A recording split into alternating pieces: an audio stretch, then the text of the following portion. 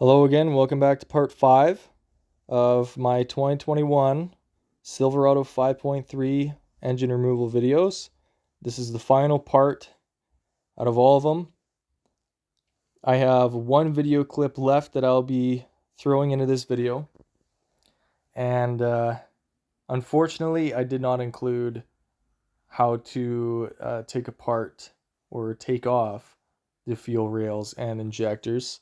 So I will kind of be talking about that a little bit very shortly here. This won't be a very long video, but I'll just kind of talk about exactly what went down first. So I got everything else taken apart on the truck, and then it came down to it, and I was just kind of running short on time. So I wasn't able to record a whole lot more at the end there, but there was some other things that ended up happening that I didn't even really get to find out for myself. My dad decided that he was going to go in and start taking some stuff apart one night when I was at work. Just totally okay. Kind of set me up and prepared me for this next part here. But, I mean, what do you do, right? That's just kind of how it goes. But anyways, so getting into it. In this next part here, so this is the fuel rails and the whole injection system. So I had to disconnect the fuel lines and the fuel rails and unclip the fuel injectors. So you don't really disconnect the fuel injectors from the rails, you kind of just keep it all together and pull them out as a whole. But as we did that, we ended up having a bunch of dirt fall into the cylinders. But I'll kind of go over it here in this clip that's coming up, and you might even see the plate that I used to pull the motor out with. And yep, that's me. That's how we actually got it into the shop. So if you're looking for a way to do it, kind of easy way, that's some fine engineering right there. But anyways, here we go. So a few weeks later, we have the motor on the stand, and we get the heads off. Little bit of a walk around. What do we do first? So before we put it on the stand, we took the flywheel off. Took the flywheel off, and we took the main seal cover off, and we put it on the engine stand. After I got it on the engine stand, I took off the plate that we used to pull the motor out of the truck, bagged up all the bolts, took the spark plugs out, and then got to work. So I think those are 15 mil head studs. So there was 4 on the bottom you can easily get. And then on the inside of the heads, you got another 5. Or no, sorry, 5 and 5. 5 and 5. So all mine look like this, except for one. I had to make something work for this too. This was the last one I had to take out. So that is a 13 millimeter Allen socket. Well, it's actually a 14, but I got tired of trying to look around for one, so I ground it down a decent amount, and then I took it over to the vise and I filed it down the rest of the way, got it in there a bit, and then hammered that cocksucker in. Got it out.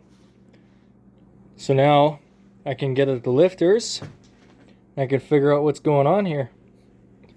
There's a little bit of scoring on the cylinders, but that would be my fault, because when we took the injectors out, there was a bunch of dirt that was around all the holes for where the injectors go in, and that kind of fell in. So yeah, and then when I was taking all the rocker arms off, I heard to avoid stripping the threads on all those little bolts, you're supposed to turn the motor. I forgot that there was dirt in there. So we flushed it out, and well, I'm probably going to be pulling everything anyways, right? I'm going to be doing bearings and whatnot, so pistons are going to have to come out, and that gives me a chance to hone the cylinders.